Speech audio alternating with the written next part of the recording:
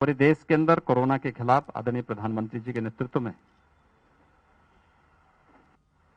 जीवन भी और जीविका को बचाने के लिए भी पूरी मजबूती के साथ संघर्ष किया जा रहा है और उसके बहुत अपेक्षित परिणाम भी सामने आ रहे हैं। कोरोना महामारी के कारण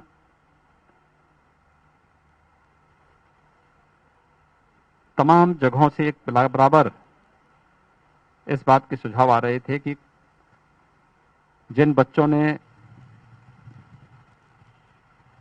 अपने माता पिता को खोया है या परिवार के कमाऊ सदस्य को खोया है,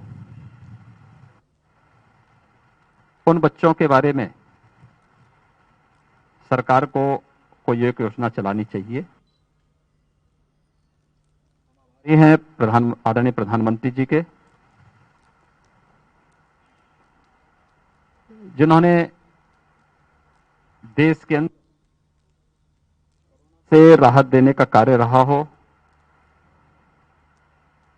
अपना योग्य मार्गदर्शन देने का कार्य हो, या फिर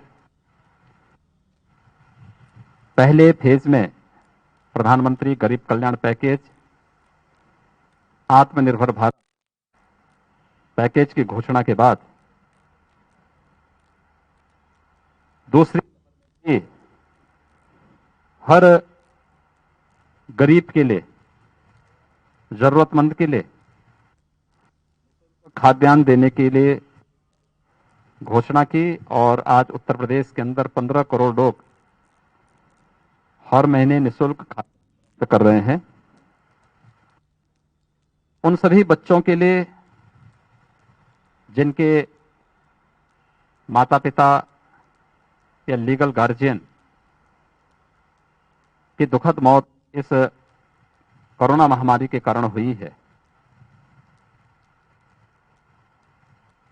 उन सब के प्रति भी अपनी संवेदना और अपनी सहानुभूति व्यक्त करते हुए केंद्र और राज्य सरकार ने पहले से ही अपनी घोषणाएं की हैं। गोरखपुर जनपद में 6 ऐसे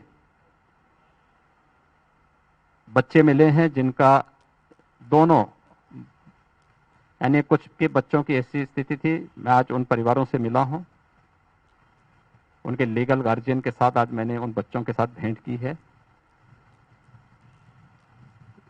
जिनके माँ बाप दोनों नहीं हैं। उनमें से एक की मौत, दुखद जो मृत्यु किसी अन्य बीमारी से पहले हो चुकी थी, दूसरे की कोरोना के दौरान इस दौरान हुई है।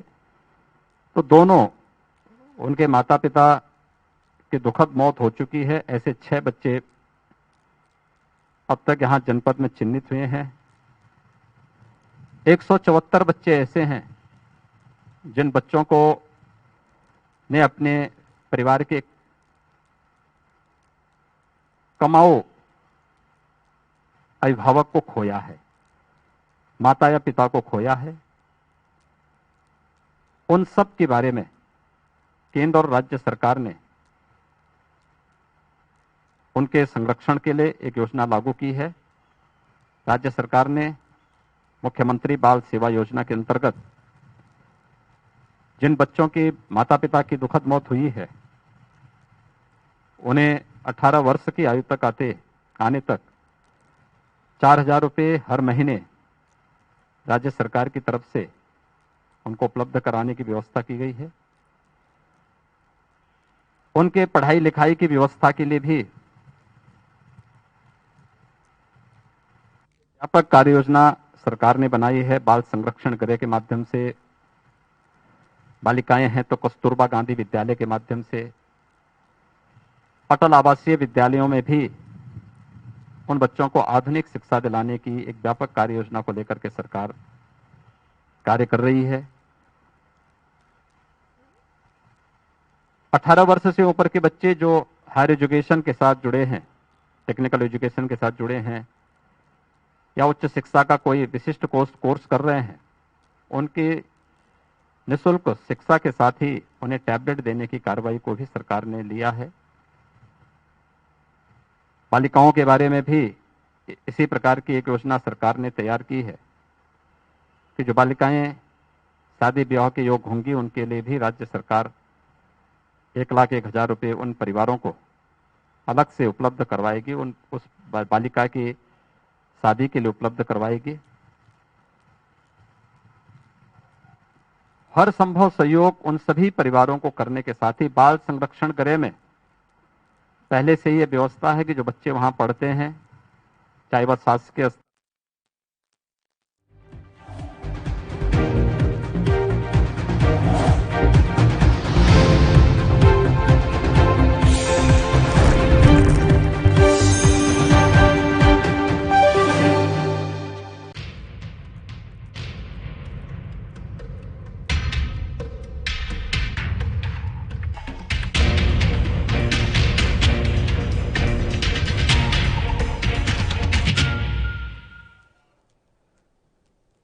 नमस्कार, स्वागत है आपका एएनबी न्यूज में और मैं हूं जुबैर खान। स्टूडेंट एक्टिविस्ट नताशा नरवाल और आसिफ इकबाल तन्हा ने जमानत पर जेल से रिहा होने के बाद कहा है कि उनका संघर्ष आगे भी जारी रहेगा। वहीं देवांगना कलिता ने सरकार पर तीखा हमला बोला है और कहा है कि सरकार लोगों की आवाज को दबाने की कोशिश कर रही है। दिल्ली हाई कोर्ट ने मंगलवार को इनकी जमानत को मंजूर किया था, लेकिन उस दिन इनकी रिहाई नहीं हो सकी। करीब 2 दिन बाद गुरुवार को दिल्ली की एक और कोर्ट ने तीनों को तुरंत रिहा करने के आदेश दिए और शाम को इनकी रिहाई हुई। इन्हें दिल्ली में बीते साल फरवरी में हुए दंगों के मामले में अभियुक्त बनाया गया था। इनकी गिरफ्तारी पिछले साल मई महीने में हुई थी। नताशा नरवाल ने तिहाड़ जेल से रिहा होने के बाद कहा कि जमानत मिलने पर हमें बेहद खुशी हुई। बीते कई महीनों से हमें यकीन नहीं हो पा रहा था कि हम ऐसे आरोप में जेल में बंद हैं। नताशा ने दावा किया कि जेल के अंदर उन्हें जबरदस्त समर्थन मिला। उन्होंने ये भी कहा कि जेल में हमें भरपूर समर्थन मिला, हम अपना संघर्ष जो है आगे भी जारी रखेंगे। जेल के अधिकारी के मुताबिक नताशा और देवांगना को शाम 7 बजे रिहा किया गया। जेल से बाहर आने के बाद देवांगना ने कहा कि सरकार असहमत लोगों की आवाज को दबाने की कोशिश कर रही है। देवांगना ने यह भी दावा किया कि उन लोगों का भरपूर सपोर्ट मिला। उन्होंने जमानत देने के लिए दिल्ली हाई कोर्ट का भी शुक्रिया अदा किया। वहीं आसिफ इकबाल तन्हा ने कहा कि उन्हें यकीन था कि वो एक दिन जेल के बाहर जरूर आएंगे। तन्हा ने यह भी कहा कि सीएए, एनआरसी और एनपीआर के खिलाफ उनका संघर्ष लगातार जारी रहेगा। दिल्ली पुलिस ने इन तीनों को मिली जमानत को अब सुप्रीम कोर्ट में चुनौती दे दी है।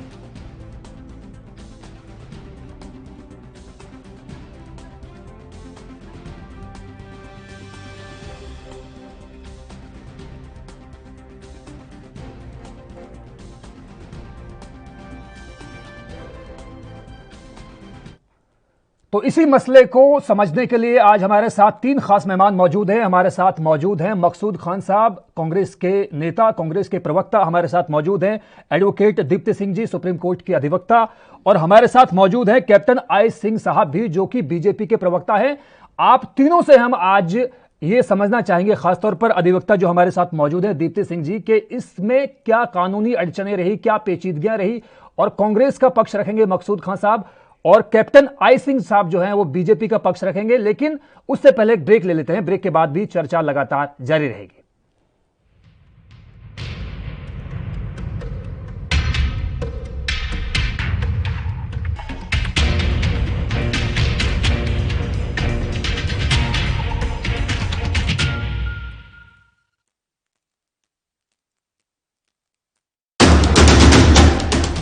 राष्ट्र धर्म,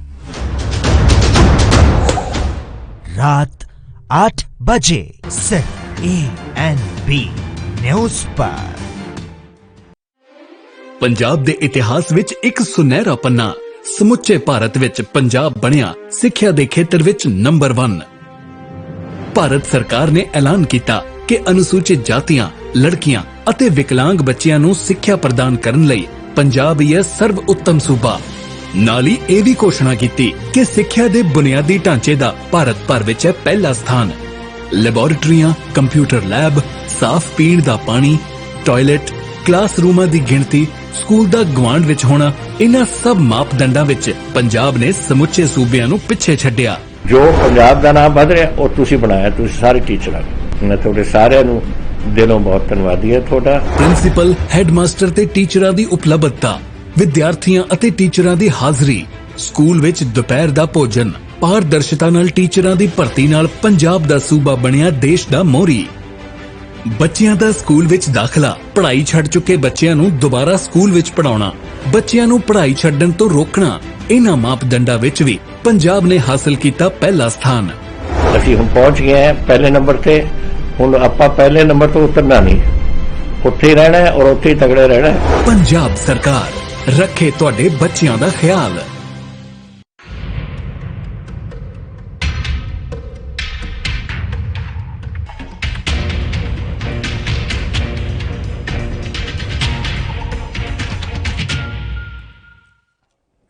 तो ब्रेक के बाद स्वागत है आपका। 15 जून को दिल्ली हाईकोर्ट ने यह आदेश दिया था कि तीनों छात्रों को जमानत दे दी जाए, लेकिन यहां पर दिल्ली पुलिस ने अड़चन लगाई और अड़चन के बाद हुआ यह कि 16 तारीख को जो जमानत मिलनी थी वो मंजूर हुई 17 तारीख को।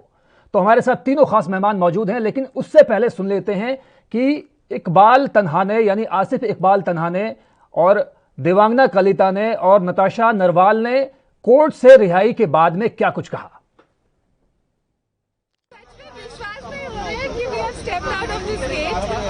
क्योंकि पिछले साल अरेस्ट के बाद अरेस्ट होते रह गए, अब बेल भी जब हो गया था there was this anxious wait कि निकलेंगे नहीं निकलेंगे। अभी भी the matter has gone to Supreme Court, so it is काफी unbelievable। अभी भी कभी कभी लगता है कि अभी इधर से आएंगे कोई और अरेस्ट करके ले जाएंगे कोई दूसरे केस में। एक तो हम दिल्ली हाईकोर्ट को थैंक यू बोलना चाहते हैं कि फाइनली 1 साल बाद हमारी रिहाई हुई है और वो मोमेंट आया है that we have stepped out of this case। और उन्होंने ऑर्डर में भी बहुत सारी इंपॉर्टेंट चीज़ें बोली है about the right to dissent, about the right to protest in a democracy। और उसको अगर टेरर बुला दिया जाए तो कितना फ्रैजाइल हो जाएगा हमारे डेमोक्रेसी के फाउंडेशंस को। तो वो और पिछले 1 साल का सफ़र मुश्किल रहा है, काफ़ी मुश्किल रहा है। जेल काटना किसी के लिए भी आसान चीज़ नहीं है, पर फिर भी क्योंकि हम तीनों साथ में थे और जो हमारे इनमेट्स भी थे उनसे भी बहुत सारा को इनमेट से प्यार मिला था, बाहर इतना सपोर्ट मिला था, लोग चिट्ठियाँ भेजते थे, रोज़ प्रोटेस्ट करते थे, मैसेजेस करते थे। आसाम से भी इतना सारा सपोर्ट मिला था, मैं आसाम से आती हूँ। तो ये सारा मिला के एक हिसाब से 1 साल कट गया। कभी लगता है बहुत लंबा कटा, कभी लगता है पता नहीं कैसे कट गया। विश्वास नहीं हो रहा है कि अभी भी हम बाहर खड़े हैं। खुशी भी है, शायद फाइनली ये हो रहा है। 1 साल ही बहुत ही अजीब तरीके से गुजरा है। बहुत शुरू में समझ में नहीं आ रहा था क्या हो रहा है, केस के बाद दूसरे केस में बस अरेस्ट हो जा रहे हैं और क्या क्या चार्जेस लग रहे हैं। सच में हम जेल में हैं अचानक से, मगर धीरे धीरे हिम्मत भी बंधी। बाहर से जो जितना सपोर्ट मिला हमें, अंदर से लोगों से जितना सपोर्ट मिला, उससे बहुत हमारी हिम्मत बनी। दिल्ली हाईकोर्ट ने भी आपको 2 दिन पहले बेल दिया था, लेकिन फिर भी आपको जेल से निकलने में 2 दिन का वक्त लग गया, जब आपके कोर्ट आपके वकीलों ने दूसरे कोर्ट में गए। क्या कहना है इस पर? क्या दिल्ली पुलिस का ये मकसद था कि आप लोग को जेल में ही रखा जाए, बाहर न निकलने दिया जाए? ऐसा ही लग रहा है कि शायद ऐसा ही मकसद था, क्योंकि बहुत ही अनप्रेसिडेंटेड चीज़ें कोर्ट में जो आज तक बोले भी गए हैं, मगर शायद पता नहीं वो आपको वो बेहतर बता पाएंगे उनका क्या मकसद था। मगर शायद हमारे साथ मेहनत की जो बहुत बहुत शुक्रिया। 16 मई को 2020 में जो है हमें स्पेशल से उठाती है, ये कहते हुए कि फ़ोटो खींचना है तुम्हारी, और फिर ले जाते हैं और ले जाने के बाद रात भर मारते हैं और मारने के बाद सुबह जो है वो क्राइम ब्रांच के हवाले कर देते हैं। क्राइम ब्रांच मुझे जामिया वाले केस में जो 15 दिसंबर को हुआ था उसमें अरेस्ट करने के बाद जो है वो पीसी मांगते हैं, उनको पीसी नहीं मिलता है, जुडिशल कस्टडी में वो मुझे लाकर जेल छोड़ देते हैं। उसके 2 दिन बाद स्पेशल सेल मुझे फॉर्मल अरेस्टिंग करके जो है वो पीसी 7 दिन की लेती है। मेरे एडवोकेट को भी कोई इन्फॉर्म नहीं किया जाता है, एडवोकेट को भी इन्फॉर्म नहीं किया जाता, और फिर जो है मुझे पीसी दे दिया जाता है। पीसी देने के बाद वहाँ पे ले जाके मुझे ये कहा जाता है कि आप उमर खालिद और नदीम खान के खिलाफ जो है वो झूठी गवाही दें, आपको जो है यूएपी आप नहीं लगाया जाएगा। मैंने कहा मैं एक बार जेल से हो आया हूँ, और जब मैं जेल पहली बार आया था तो मुझे इतना मारा गया था, इतना मारा गया था कि मैं बैठ भी नहीं सकता था, मैं उठ भी नहीं सकता था। उसके बाद जो है मैंने उनकी बात मानने से इनकार कर दिए, तो उन्होंने जो है मुझे कहा ठीक है 1 हफ्ते का जो है वो पीसी ख़त्म करने के बाद मुझे जेल में लाकर रख दिए। अब जो जेल के अंदर है, जेल के अंदर मुझे अपने आप को समझने का, हक और इंसाफ की लड़ाई को लड़ने का और जो कुछ हमने किया था उसको एनालिसिस करने का मौका मिला कि क्या गलत है, क्या सही किया और हमें अब जाके बाहर क्या करना है। तो जो लड़ाई हम लोग जामिया मिल्लिया इस्लामिया में शुरू किए थे सीए, एनआरसी और एनपीआर का, वो लड़ाई जारी रहेगा।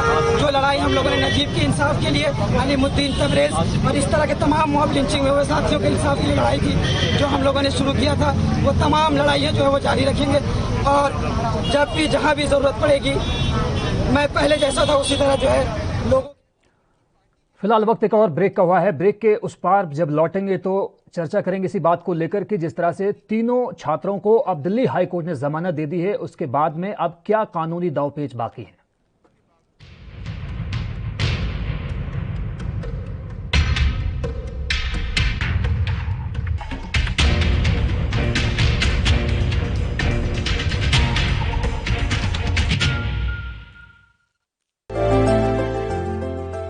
ਅੱਜ ਸਿਰਫ ਦੇਸ਼ ਹੀ ਨਹੀਂ ਬਲਕਿ ਪੂਰੀ ਦੁਨੀਆ ਹੀ ਕੋਰੋਨਾ ਤੋਂ ਜੂਝ ਰਹੀ ਹੈ। ਜਿੱਥੇ ਪਹਿਲੀ ਲਹਿਰ ਦੇ ਵਿੱਚ ਦੇਸ਼ ਦੇ ਨਾਲ ਹੀ ਪੰਜਾਬ ਨੇ ਵੀ ਸੰਘਰਸ਼ ਕੀਤਾ, ਉੱਥੇ ਹੀ ਦੂਜੀ ਲਹਿਰ ਵਿੱਚ ਪੰਜਾਬ ਦੀ ਕੈਪਟਨ ਅਮਰਿੰਦਰ ਸਿੰਘ ਸਰਕਾਰ ਨੇ ਠੋਸ ਫੈਸਲੇ ਲਏ ਨੇ ਤਾਂ ਜੋ ਕੋਰੋਨਾ ਦੇ ਫੈਲਾਅ ਨੂੰ ਰੋਕਿਆ ਜਾ ਸਕੇ। ਇਨ੍ਹਾਂ ਸਭ ਤੋਂ ਇਲਾਵਾ ਜੇ ਅਸੀਂ ਗੱਲ ਕਰੀਏ ਜ਼ਿਲ੍ਹਿਆਂ ਦੀ ਤਾਂ ਸਰਹੱਦੀ ਜ਼ਿਲ੍ਹਾ ਗੁਰਦਾਸਪੁਰ ਉਹਨਾਂ ਜ਼ਿਲ੍ਹਿਆਂ ਦੇ ਵਿੱਚ ਸ਼ਾਮਿਲ ਹੈ ਜਿੱਥੇ ਸਿਹਤ ਸੇਵਾਵਾਂ ਨੇ ਆਪਣਾ ਲੋਹਾ ਮਨਵਾਇਆ ਹੈ ਅਤੇ ਇਸ ਦਾ ਨਤੀਜਾ ਇਹ ਹੈ ਜਦੋਂ ਦੇਸ਼ ਦੇ ਹੋਰਨਾਂ ਜ਼ਿਲ੍ਹਿਆਂ ਵਿੱਚ ਕੋਰੋਨਾ ਦੇ ਕੇਸ ਵਧ ਰਹੇ ਸਨ ਤਾਂ ਦੂਜੇ ਪਾਸੇ ਗੁਰਦਾਸਪੁਰ 'ਚ ਕੋਰੋਨਾ ਦਾ ਗ੍ਰਾਫ ਲਗਾਤਾਰ ਡਿੱਗ ਰਿਹਾ ਸੀ। ਦਰਅਸਲ ਗੁਰਦਾਸਪੁਰ ਜ਼ਿਲ੍ਹੇ 'ਚ ਕੋਰੋਨਾ ਤੋਂ ਨਿਪਟਣ ਲਈ ਪੰਜਾਬ ਸਰਕਾਰ ਦੇ ਹੁਕਮਾਂ ਅਨੁਸਾਰ ਸਿਹਤ ਵਿਭਾਗ ਵੱਲੋਂ ਠੋਸ ਕਦਮ ਚੁੱਕੇ ਗਏ ਨੇ। ਇੱਥੇ ਸਿਹਤ ਵਿਭਾਗ ਵੱਲੋਂ 13 ਆਈਸੋਲੇਸ਼ਨ ਵਾਰਡ ਬਣਾਏ ਗਏ ਜਿੱਥੇ ਸਰਕਾਰੀ, ਪ੍ਰਾਈਵੇਟ ਤੇ ਆਰਮੀ ਹਸਪਤਾਲਾਂ 'ਚ 265 ਆਕਸੀਜਨ ਬੈੱਡ ਲਗਾਏ ਗਏ ਨੇ। ਜ਼ਿਲ੍ਹੇ ਵਿੱਚ ਵੈਕਸੀਨੇਸ਼ਨ ਦਾ ਕੰਮ ਵੀ ਜਾਰੀ ਹੈ ਅਤੇ ਲੋਕ ਵੀ ਟੀਕਿਆਂ ਨੂੰ ਲੈ ਕੇ ਆਪਣੀ ਰਜਿਸਟ੍ਰੇਸ਼ਨ ਕਰਵਾ ਰਹੇ ਨੇ। ਸਿਹਤ ਵਿਭਾਗ ਵੱਲੋਂ 18 ਤੋਂ 44 ਅਤੇ 45 ਸਾਲ ਤੋਂ ਉੱਪਰ ਉਮਰ ਵਾਲਿਆਂ ਦਾ ਟੀਕਾਕਰਨ ਕੀਤਾ ਜਾ ਰਿਹਾ ਹੈ। ਜ਼ਿਲ੍ਹੇ ਵਿੱਚ ਕੁੱਲ 217 ਸੈਂਟਰ ਸਥਾਪਿਤ ਕੀਤੇ ਗਏ ਨੇ ਜਿੱਥੇ ਰੋਜ਼ਾਨਾ 4000 ਦੇ ਕਰੀਬ ਕੋਰੋਨਾ ਟੈਸਟ ਕੀਤੇ ਜਾ ਰਹੇ ਨੇ। ਇਸ ਤੋਂ ਇਲਾਵਾ ਸਿਹਤ ਵਿਭਾਗ ਵੱਲੋਂ ਹੋਮ ਕੁਆਰੰਟਾਈਨ ਮਰੀਜ਼ਾਂ ਲਈ ਫਤਿਹ ਕਿੱਟ ਵੀ ਭੇਜੀ ਜਾ ਰਹੀ ਹੈ। ਨੇ ਬੇਸਿਕ ਇਨਵੈਸਟੀਗੇਸ਼ਨਸ ਆ, ਬੇਸਿਕ ਟੈਸਟ ਹੈ ਜਿਹਦੇ ਵਿੱਚ RBS, BP, ਸੈਚੂਰੇਸ਼ਨ, ਟੈਂਪਰੇਚਰ ਵਗੈਰਾ ਚੈੱਕ ਕਰਦੇ ਆ ਤੇ ਉਹ ਕਰਕੇ ਜੇ ਤੇ ਪੇਸ਼ੈਂਟ ਜਿਹੜਾ ਉਹ ਫਿੱਟ ਆ ਹੋਮ ਆਈਸੋਲੇਸ਼ਨ ਵਾਸਤੇ, ਉਹ ਬਿਲਕੁਲ ਸਹੀ ਆ ਤੇ ਉਹਨੂੰ ਅਸੀਂ ਉੱਥੋਂ ਹੀ ਜਾਂ ਗਵਰਨਮੈਂਟ ਆਫ ਪੰਜਾਬ ਵੱਲੋਂ ਜਿਹੜੀ ਫਤਿਹ ਕਿੱਟ ਹੈ ਉਹ ਅਸੀਂ ਉੱਥੋਂ ਹੀ ਜਾਰੀ ਕਰ ਦਿੰਦੇ ਹਾਂ। ਤੇ ਜੇ ਕੋਈ ਪੇਸ਼ੈਂਟ ਥੋੜਾ ਅਨਫਿਟ ਜਾਂ ਅਨਸਟੇਬਲ ਸਾਨੂੰ ਲੱਗਦਾ ਉਸ ਨੂੰ ਅਸੀਂ ਐਡਮਿਟ ਕਰਕੇ ਆਈਸੋਲੇਸ਼ਨ ਵਾਰਡ ਦੇ ਵਿੱਚ ਹੀ ਇੱਥੇ ਰੱਖ ਲੈਂਦੇ ਆ ਤੇ ਉਹਨਾਂ ਦਾ ਜੋ ਪ੍ਰੋਪਰ ਟ੍ਰੀਟਮੈਂਟ ਹੈ ਜਿਹੜਾ as per protocol ICMR guideline ਦੇ ਮੁਤਾਬਕ ਉਹ ਜਿਹੜਾ ਅਸੀਂ ਕਰਦੇ ਆ। ਸਿਰਫ ਗੁਰਦਾਸਪੁਰ ਦੇ ਸ਼ਹਿਰੀ ਖੇਤਰਾਂ 'ਚ ਹੀ ਨਹੀਂ ਸਗੋਂ ਪਿੰਡੂ ਖੇਤਰਾਂ ਵਿੱਚ ਵੀ ਸਿਹਤ ਵਿਭਾਗ ਵੱਲੋਂ ਲਗਾਤਾਰ ਸੈਂਪਲਿੰਗ ਕੀਤੀ ਜਾ ਰਹੀ ਹੈ ਤੇ ਵੈਕਸੀਨੇਸ਼ਨ ਦਾ ਕੰਮ ਵੀ ਜਾਰੀ ਹੈ।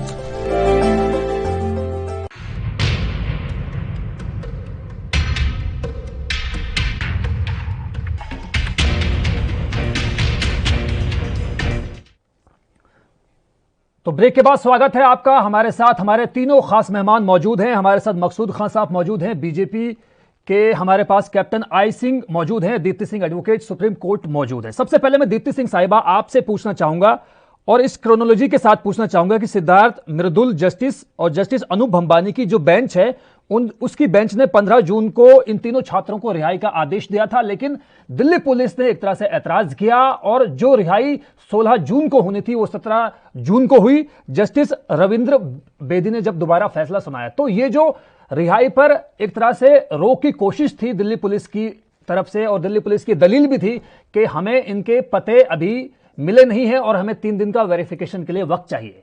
तो ये क्या कानूनी अड़चने हैं, क्या कानूनी पेचीदगियां हैं, आप बेहतर बता पाएंगे? जो ये अभी जो 22 वाला जो सिचुएशन है जिसमें इन लोगों को एक्सक्यूज बनाई है, जिसके लिए इनको काफी मशक्कत करनी पड़ी और काफी सारे जांच पड़ताल किए गए और बाद में जाकर ये एक्सक्यूज थे। तो कुछ दिनों तक तो बेल का इन लोगों के चल रहे थे, लोअर कोर्ट में वो मिली नहीं, फिर इनको हाई कोर्ट में जाना पड़ा। तो हाई कोर्ट से बेल मिलने के बाद ये डिस्क्रिशनरी एक तरह से कह सकते हैं क्योंकि पुलिस इस मामले में, क्योंकि ये काफी संगीन मामला था और इसमें जिस तरीके के एक्ट लगाए गए उस एक्ट के according verification of the address जो श्योरिटी है इसके नाम पे थोड़ा डिले अगर होता है तो लॉ एंड ऑर्डर को मेंटेन रखने के लिए ये कोई बहुत बड़ी चीज नहीं थी। लेकिन बहरहाल अक्यूज फिर से वापस से गए हाई कोर्ट और उन्होंने कहा कि जबकि आपके आदेश मिले हुए हैं हमें फिर से क्यों डिले किया जा रहा है। तो इस सेकेंड ऑर्डर के बाद फिर उनको शाम को 17 तारीख को रिलीज किया गया।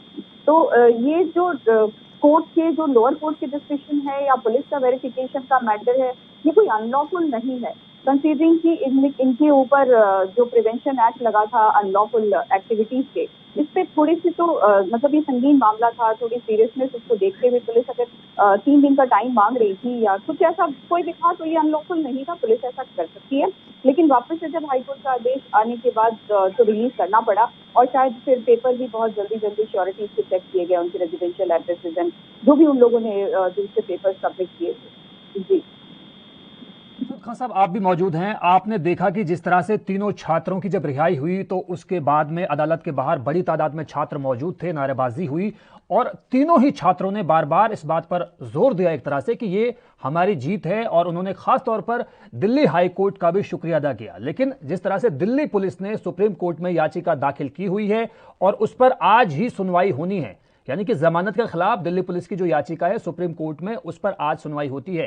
तो ये जो क्रोनोलॉजी है फरवरी 2022 से जो शुरू हुई थी और आज क्योंकि हम मौजूद हैं जून में ही, तो कैसा आप इसको देखते हैं, आपका क्या टेक है?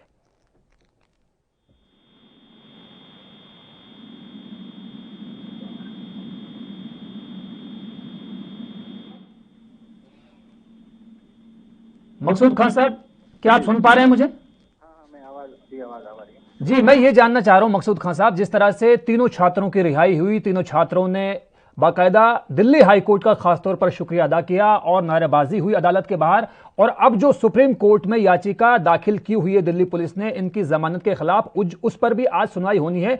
तो फरवरी 2022 में जो क्रोनोलॉजी शुरू हुई थी उसको आप कैसे देखते हैं?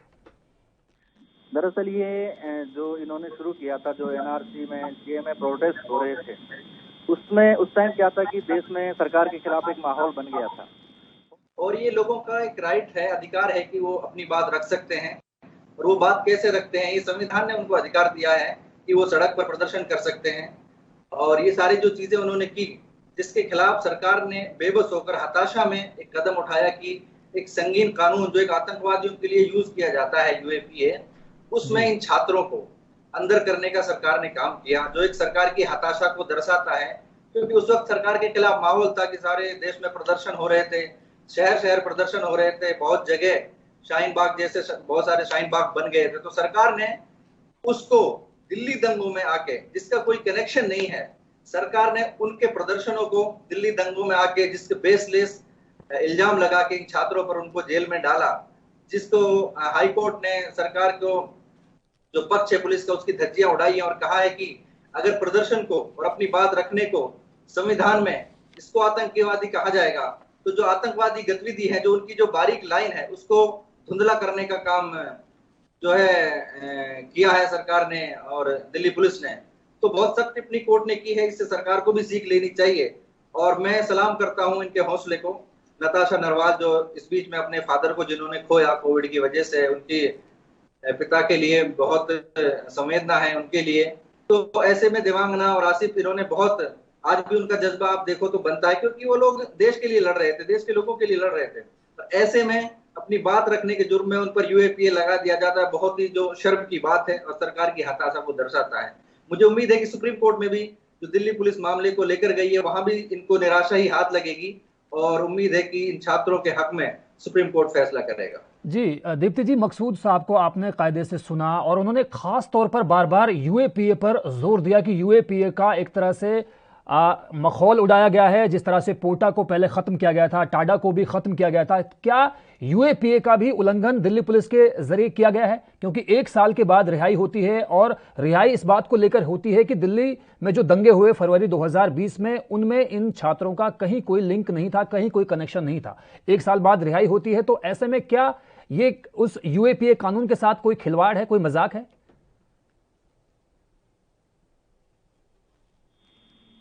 बन जाते हैं जिससे कि व्यक्तिगत स्वतंत्रता के हनन के और पारिवारिक एक तरह से कहिए इज्जत बहुत ज़्यादा उछाली जाती है और पूरे परिवार को समाज में, देश में आतंकवादी के रूप में देखा जाना शुरू हो जाता है। तो ये कहीं ना कहीं थोड़ी सी जो है डरावने सा सिचुएशन है, जो हाईकोर्ट ने भी अपने डर को बताया है कि इस तरीके के एक्ट को जब हम लोग बनाते हैं तो उसकी गंभीरता को भी समझनी चाहिए। और पुलिस हर किसी भी तरीके से अपने सहूलियत के हिसाब से ये एक्ट किसी पे नहीं लाद सकती। और जिस तरीके से इन लोगों पे लादा गया था, जबकि ये दूर दराज से आए हुए स्टूडेंट्स हैं, बच्चे हैं, पढ़ने आए हुए हैं, और इनको अगर इस तरीके के एक्ट के अंदर बांध दिया और इनकी व्यक्तिगत स्वतंत्रता को हनन किया गया इनके, और इनके समाज में इनकी प्रतिष्ठा को भी काफी चोट पहुंचाई गई। अगर ये एक्विटल हो जाते हैं, इनके ऊपर जो भी चार्जेस लगाए गए हैं, अगर ये आफ्टर ट्रायल बरी हो जाते हैं, तो क्या पुलिस इनको कभी भी वो जो इनके सामाजिक स्तर पे इनके जो लोगों ने इनको देखा है या इनकी इज्जत जिस तरीके से इन लोगों ने गंवाई है वापस नहीं कर सकते। तो इन तरीके के जैसे टाडा हो गया और इस तरीके के आतंकवादी गतिविधियों को रोकने के लिए जो एक्ट निकाले जाते हैं, लगाए जाते हैं, इसको बहुत ही संजीदगी से देखना चाहिए और तोल मोल कर पुलिस का इस्तेमाल करना चाहिए। इस जगह पे जहाँ स्टूडेंट्स पे लगाए गए थे, वो वहाँ पे एक बच्ची ग्रेजुएशन की स्टूडेंट है जामिया मिलिया की, तो ऐसे बच्चों के भविष्य के साथ भी आप खिलवाड़ कर रहे हैं। और अगर कहीं उनको वो सचमुच में इस तरीके के रास्ते में तो नहीं धकेल देंगे, क्योंकि जब उनके पास भविष्य उनको लगता है कि अंधकार में है, तो कहीं वो किसी और आतंकवादी एक्टिविटीज में जुड़ सकते हैं। ये सारी चीजें जो है हाई कोर्ट ने काफी इस पे गंभीरता से इससे बात की है, और उनको भी लगा है कि जब ऐसे एक्ट हैं तो उसको पुलिस को बहुत अपने धैर्य के साथ इनका इस्तेमाल करना चाहिए। कहीं किसी का के व्यक्तिगत स्वतंत्रता है या उनके सामाजिक प्रतिष्ठा है, इस सारी चीजों का बहुत ध्यान रखना चाहिए।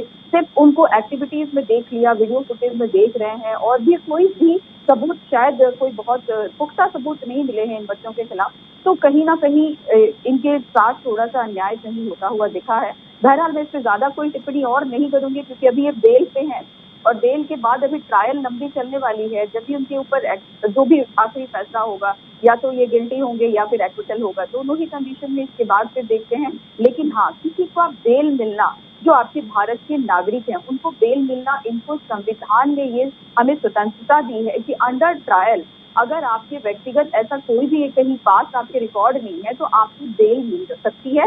और इस तरीके के स्टूडेंट जिनके के भविष्य पूरे के पूरे अभी सामने। आप भी हमारे साथ मौजूद हैं। फिलहाल वक्त एक ब्रेक का हुआ है, ब्रेक के उस पार जब लौटेंगे तो कैप्टन IC सिंह से बात करेंगे, जो बीजेपी प्रवक्ता है।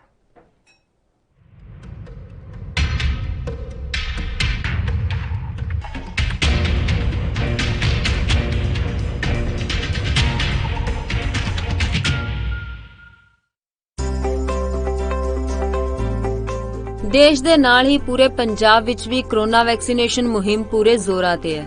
ਜਿੱਥੇ ਬਜ਼ੁਰਗ ਲਾਈਨਾਂ 'ਚ ਲੱਗ ਕੇ ਵੈਕਸੀਨ ਲਗਵਾ ਰਹੇ ਨੇ ਤੇ ਉੱਥੇ ਹੀ ਯੂਥ ਵੀ ਵੱਧ ਚੜ ਕੇ ਵੈਕਸੀਨ ਲਗਵਾਉਣ ਲਈ ਅੱਗੇ ਆ ਰਹੇ ਨੇ। ਜੇ ਅਸੀਂ ਹੁਣ ਤੱਕ ਦੀ ਗੱਲ ਕਰੀਏ ਤਾਂ ਪੰਜਾਬ ਵਿੱਚ 50 ਲੱਖ ਤੋਂ ਵੱਧ ਲੋਕਾਂ ਨੂੰ ਵੈਕਸੀਨ ਲੱਗ ਚੁੱਕੀ ਹੈ ਤੇ ਇਹ ਪੂਰੀ ਤਰ੍ਹਾਂ ਸੇਫ ਹੈ। ਜਿਸ ਹਿਸਾਬ ਨਾਲ ਕੋਵਿਡ-19 ਦੇ ਵਾਇਰਸ ਨੂੰ ਆਪਾਂ ਸਟੱਡੀ ਕੀਤਾ ਹੈ, ਉਹਦੇ ਵਿੱਚ ਵੈਕਸੀਨੇਸ਼ਨ ਇੱਕ ਬਹੁਤ ਹੀ ਸਕਸੈਸਫੁਲ ਟ੍ਰੀਟਮੈਂਟ ਸਟ੍ਰੈਟਜੀ ਹੈ, ਸਾਰਿਆਂ ਨੂੰ ਹੀ ਲਗਵਾਉਣੀ ਚਾਹੀਦੀ ਹੈ। ਜਿੱਥੇ ਇੱਕ ਪਾਸੇ ਪੂਰੇ ਦੇਸ਼ ਦੇ ਨਾਲ ਹੀ ਪੰਜਾਬ ਵਿੱਚ ਵੀ ਵੈਕਸੀਨ ਲੱਗ ਰਹੀ ਹੈ ਤੇ ਉੱਥੇ ਹੀ ਦੂਜੇ ਪਾਸੇ ਕੁਝ ਲੋਕ ਵੈਕਸੀਨ ਨੂੰ ਲੈ ਕੇ ਅਫਵਾਹਾਂ ਉਡਾ ਰਹੇ ਨੇ। ਪਰ ਇਨ੍ਹਾਂ ਅਫਵਾਹਾਂ ਤੇ ਡਾਕਟਰਾਂ ਦੇ ਨਾਲ ਹੀ ਆਮ ਲੋਕਾਂ ਨੇ ਵੀ ਵੈਕਸੀਨ ਲਗਵਾ ਕੇ ਬ੍ਰੇਕ ਲਗਾਈ ਹੈ।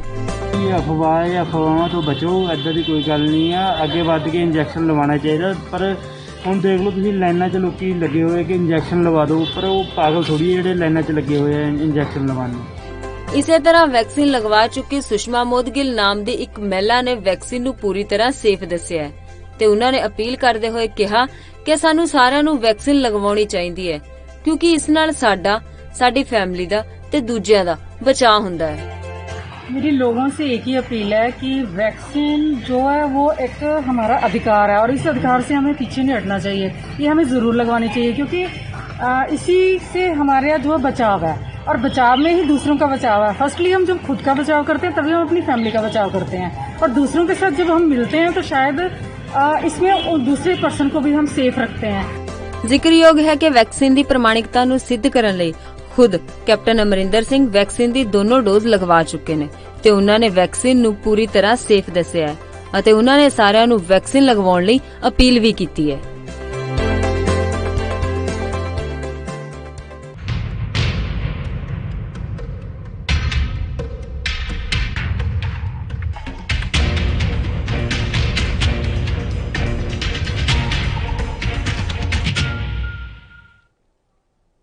तो ब्रेक के बाद स्वागत है आपका। और लगातार हमारी इसी बात पर चर्चा हो रही है कि जमानत मिल जरूर चुकी है इन तीनों छात्रों को, लेकिन जमानत पर अभी भी नामंजूरी बरकरार है दिल्ली पुलिस की। हमारे साथ मौजूद हैं कैप्टन आई सिंह साहब भी, जो कि बीजेपी प्रवक्ता हैं। कैप्टन साहब, आपने तीनों छात्रों के बयान सुने रिहाई के बाद में, आपने मकसूद खान साहब को सुना, आपने अधिवक्ता दीप्ति सिंह जी को भी सुना। आपका पक्ष क्या है? क्या अदालत के इस फैसले का आप सम्मान करते हैं? क्या है कि अदालत का फैसला जो है ठीक है, अदालत ने अपने हिसाब से जजमेंट किया है, मगर ये इसका मतलब ये नहीं है कि इनको क्लीन चिट दे दी गई। क्लीन चिट नहीं मिली है इन्हें बेल मिली है, और उसके लिए जो है ना पुलिस ने सुप्रीम कोर्ट में लगाई है याचिका कि ये जो कमी पेशियां रह गई है पुलिस शायद उसको भी पूरा करना चाह रही है। तो ये शाम को आज सुप्रीम कोर्ट क्या डिसीजन देता है उसके बाद क्लियर होगा। बाकी ये कहना जल्दबाजी होगी क्योंकि अभी इनको क्लीन चिट नहीं दिया गया है, इनको बेल मिली है। और ये तो दुनिया ने देखा था कि इन छात्रों ने किस तरह से दिल्ली में दंगे जो हुए उसमें ये शामिल थे। पुलिस बिल्कुल ऐसे किसी को गिरफ्तार नहीं करती जब तक एविडेंस उसके खिलाफ पूरे नहीं होते हैं। चलता रहा, पुलिस किसी को उठा के बंद नहीं कर देती। दिल्ली पुलिस के पास पर्याप्त इनके खिलाफ। साहब, ऐसी तो हमारे पास दर्जनों क्या सैकड़ों मिसालें हैं कि पुलिस ने गिरफ्तारियां भी की हैं और बाद में कोर्ट ने बाइज्जत लोगों को रिहा भी किया है। ऐसी तो बहुत सारी मिसालें हैं हमारे पास। ऐसी तो मैं भी आपको बता सकता हूं कि जिन्होंने कुछ नहीं किया है और वो जेल में कोर्ट तो मैं कह रहा हूं सर आपसे, वही तो मैं कह रहा हूं। कोर्ट के डिसीजन से वो उम्र कैद काट रहे हैं जबकि उन्होंने कुछ किया ही नहीं है। तो वहां भी कोर्ट का ही डिसीजन है कि कुछ न करने के बाद भी उम्र कैद काट रहे।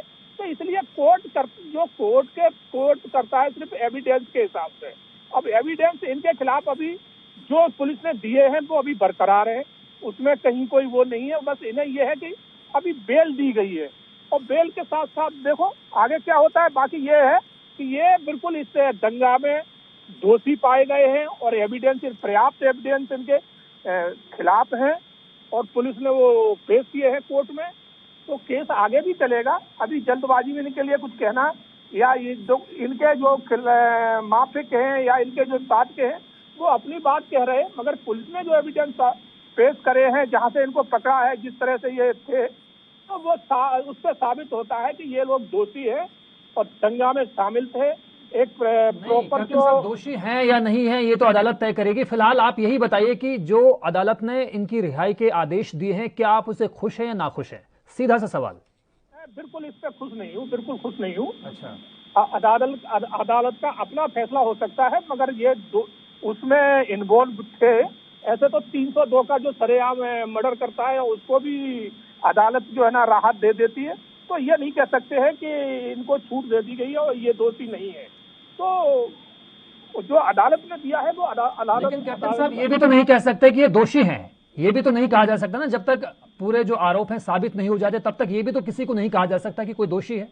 नहीं, जो पुलिस ने एविडेंस पेश किए हैं वो एविडेंस तो कर रहे हैं कि ये दोषी है। बाकी कानूनी प्रक्रिया जो कोर्ट में जाती है वो चीज अलग है कि कोर्ट किस हिसाब से इनको जमानत दे रहा है, वो चीज अलग हो जाती है। मगर ये दोषी तो है, ये तो साबित हो चुका है। साहब, आप अपना पक्ष रखिए। कैप्टन साहब दोषी मान रहे हैं तीनों छात्रों को और इस बात को भी पूरे डंके की चोट पर एक तरह से कह रहे हैं कि जो जमानत मिली है कोर्ट के जरिए उससे वो पूरी तरह से नाखुश है। नहीं, नाखुश तो होंगे, कोर्ट ने इनको हताश कर दिया है। दरअसल ये जो पूरी कहानी रची गई थी पुलिस द्वारा, जो कपिल शर्मा जिन्होंने खड़े होकर पुलिस के सामने धमकी दी थी, दंगे कराए थे, ये जो असल मुजरिम है उनको बचाने के लिए इन छात्रों की जिंदगी से खिलवाड़ किया गया। असल मुजरिम पता नहीं, उस पर कोई डिबेट नहीं हो रहा, उस पर कोई चर्चा नहीं हो रही है। और आज हम जो बेगुनाह बच्चों को जेल के अंदर डाल दिया, 1 साल में वो बाहर आए हैं, उन पर चर्चा हो रही है। ये जो मेन मुजरिम इनके दंगों के थे, जिन्होंने ये दंगे प्रायोजित किए, जिन्होंने दंगे किए, जिन्होंने ये साजिशें रची, उनको बचाने के लिए इस तरफ रुख मोड़ दिया गया पूरे मुद्दों का। ये एक साजिश थी और उसी को आज वही लोग हैं जो इन्होंने साजिश रची, जो उसको डिफेंड करने में लगे हुए हैं। और मुझे उम्मीद है कि जिस तरह से दिल्ली हाई कोर्ट ने एक बहुत अच्छी बात कही है, इसमें सीख लेनी चाहिए, मैं कहता हूं बल्कि लोगों को, कि जो एक बारीक लाइन है, जो लोग क्या है कि आतंकवाद को हर किसी पर आतंकवादी, हर किसी पर तमाम तरह के आरोप लगा देते हैं एक छोटी सी बात पे। अरे प्रदर्शन नहीं करेंगे, एक लोकतंत्र में ये हक भी छीन लिया जाएगा कि अपना हक की बात नहीं कहें, अपनी बात नहीं रख सकें। सरकार के खिलाफ बोलना क्या जुर्म हो गया है? सरकार के खिलाफ बोलना क्या मतलब यहाँ पे गैर कानूनी हो गया है? तो अपनी बात रखेंगे, छात्रों का हक है ये। तो ऐसे में इस तरह के कानून लगा देना ये बहुत ही मतलब संगीन मामला है और इनको बहुत सोच समझ कर इस्तेमाल करना चाहिए, खासकर छात्रों पर उनका मनोबल डाउन ना हो, वो देश का भविष्य होते हैं। तो मेरा एक तरह से धन्यवाद है कोर्ट को कि उनको जमानत दी और सुप्रीम कोर्ट से भी मुझे पूरी उम्मीद है कि उनको राहत मिलेगी। साहिबा भी हमारे साथ मौजूद हैं। दीप्ति सिंह जी, आपने दोनों नेताओं को सुना, बीजेपी नेता को भी आपने सुना, कांग्रेस नेता को भी आपने सुना, लेकिन कोर्ट की दलील को अगर हम देखें, कोर्ट ने बहुत ही जोर देते हुए बात कहा है कि किसी को भी अधिकार है लोकतांत्रिक तरीके से किसी भी सरकार के खिलाफ विरोध करने का, प्रदर्शन करने का, इसके लिए कोई भी रोक नहीं लगाई जा सकती, किसी भी छात्र को के ऊपर पाबंदी नहीं लगाई जा सकती, किसी की भी असहमति हो सकती है और असहमति ही लोकतंत्र का एक ऐसा पार्ट होता है जिससे लोकतंत्र बहुत कायदे से मजबूत होता है। बिल्कुल, देखिए प्रजातांत्रिक प्रणाली का एक बहुत ही कहते हैं कि ये पूरा सार यही है कि आप उस तंत्र के खिलाफ आपको बोलने के अधिकार हो। तो यहीं पे कहते हैं ट्रांसपेरेंसी होती है पूरी तरीके से और इतनी सहनशीलता जरूर सरकार को भी दिखानी चाहिए कि अगर आपके काम के खिलाफ अगर कोई प्रदर्शन हो रहा है शांतिपूर्ण, तो उसको शांतिपूर्ण तरीके से ही उसका निपटारा करना चाहिए। इन बच्चों के खिलाफ जब इतने सारे सबूत नहीं मिले हैं, उसके बावजूद इनके ऊपर ये अंडर जो प्रिवेंशन ऑफ अनलॉफुल एक्टिविटीज के अंदर इनको जब जेल में डाला गया है, which is very very tough. और इसके अंदर आप बियॉन्ड द टेरिटरी, मैंने पहले भी आपके इस चैनल पे कहा है कि इस एक्ट के अंदर पुलिस को और सरकार को, जो स्थानीय सरकार है, बहुत ज्यादा ही ताकत मिल जाती है और किसी की भी जिंदगी से खेला जा सकता है। ये ने जब कोर्ट में देखी है और दलील उनको समझ आया है, क्योंकि सिर्फ एकमात्र अभी तक पुलिस ने एक सीसीटीवी फुटेज ही दिखा पाए हैं जिसमें जो वो बच्चे हैं वो प्रदर्शनकारियों के साथ दिख रहे हैं, लेकिन उनके पास कोई हथियार नहीं है, कोई भी ऐसी चीज नहीं, एविडेंटरी प्रूफ नहीं है जिसके ऊपर इतने संगीन उनके ऊपर इल्जाम और एक्ट लगाकर उनको बंद किया जाए।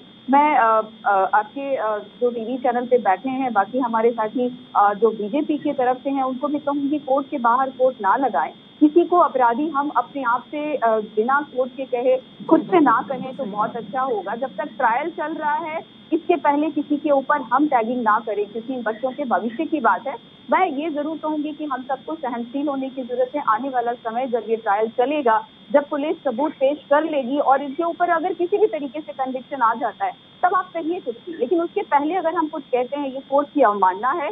और मेरे हिसाब से जब तक कोर्ट के अंदर कोई ट्रायल चल रहा होता है, उसके बाहर हमें कोर्ट लगाना नहीं चाहिए।